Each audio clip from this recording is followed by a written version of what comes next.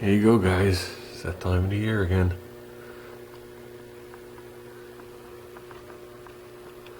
Got the new calendar up.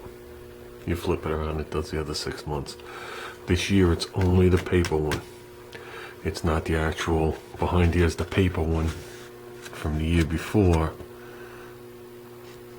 Plus, I have the actual calendar. This year, he only did the paper ones due to health issues. But he's better now, so that's a good thing.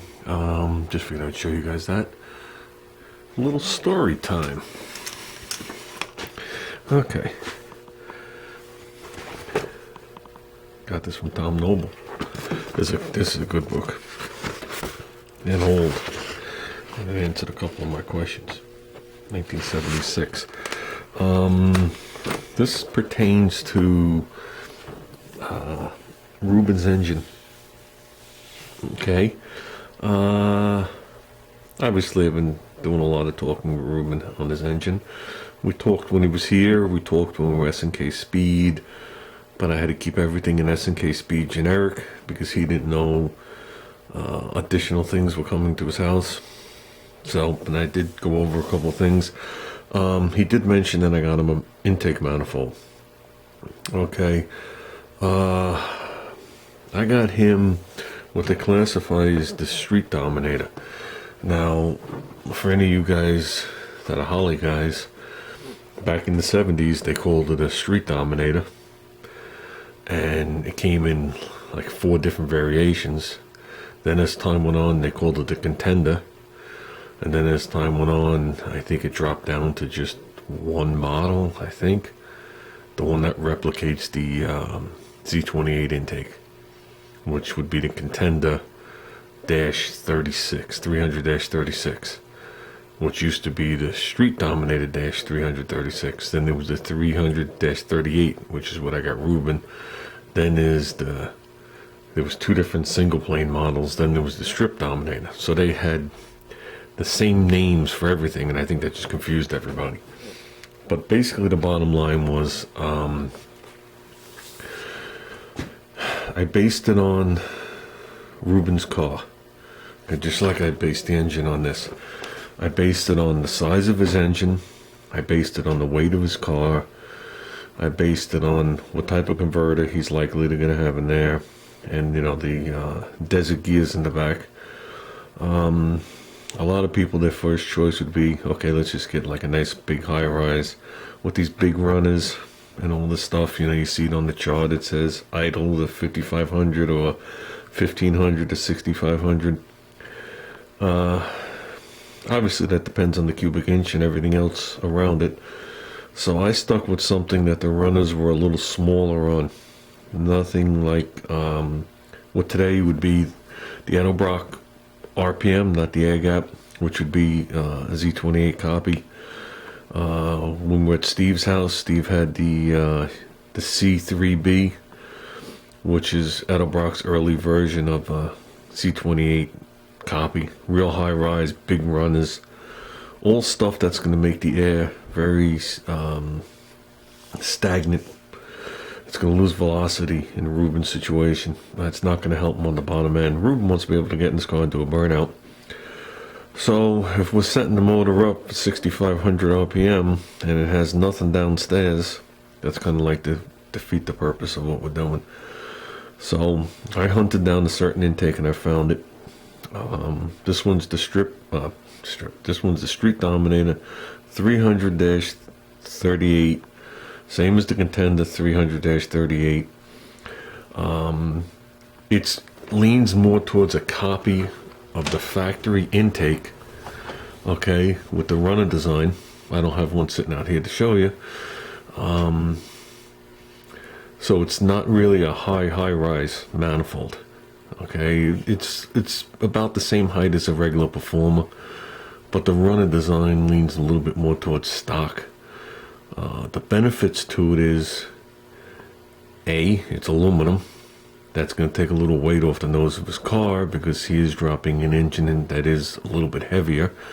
So if he shaves a couple of pounds here, a couple of pounds there, it'll be like the 6 cylinders back in the car, and that's what we're trying to achieve. It weighs 14 pounds. I don't know what his that he's taken off weighs, so we'll know, I guess, when he takes it off and weighs it. The other thing is, one of the main things is the reason I chose it was it accepts all carburetors. Spread bore, meaning quadrajet, and square bore, meaning, 4150, 4160 carburetor. So that means he could put anything on this car, a thermal quad, a quadrajet, a vacuum secondary Holley, a double pump, or whatever he wants on there. So that means down the road, say Ruben wants to start playing around, maybe next winter he wants to play around with the car a little bit, like we all did. So maybe Ruben wants to hunt himself down a carburetor, and he wants to see the differences. Now he could just take the other one off and bolt this one on. With the stock manifold, you can't do that. And the other reason I like the Street Dominator over the Performer is the shape of where the carburetor sits. It seems like all the other intakes, it's you could see the shape of the big Venturi and the shape of little Venturi, and I still don't see how the air comes from the big Venturi to carburetor and goes forward in the runner without hitting that wall and pushing it towards the center wall and hitting it. This one is shaped like this, and the wall's straight. So as the air comes in, it's going to come into an angle and then go into the runner. I think that will definitely help in the signal to the carburetor. That's a better way of wording it. Airflow, not that sure. It might help a little bit in the design with turbulence and the signal to the carburetor. And the signal to the carburetor is the way the air hits the carburetor, so it could draw the fuel. I'll give you an example. My car with the tunnel ram, when that thing's idling, has a very weak signal because of the size of the runners, the size of the plenum, and the overlap of the cams. So it's a very weak signal. So if that car is not fully warmed up and you come to a light, the car will just want to die. You have to sit there, and you're actually playing with the accelerator pumps is what you're doing to keep the car alive until it fully warms up. And I'm talking, it'll do that to like 170 degrees. So that's what I mean by signal. So basically, by keeping the runner on the smaller side, okay, we can keep the velocity up, and that'll help Ruben downstairs with the low end torque, and that's what we're looking for. I mean, Ruben isn't going to be shooting all around this town at 6,000 RPM. I mean, let's face it.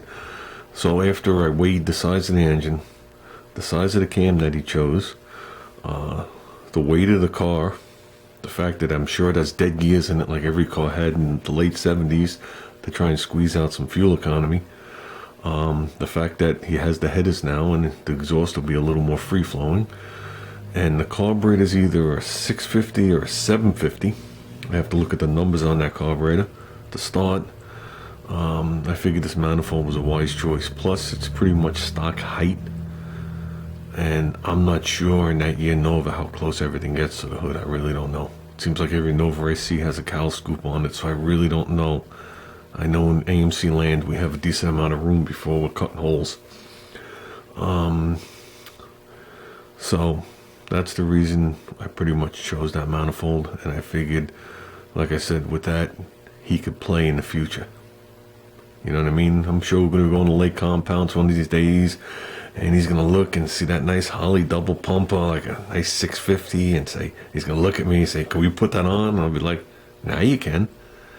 But before you couldn't. Before it was a major project, now it's just a minor project.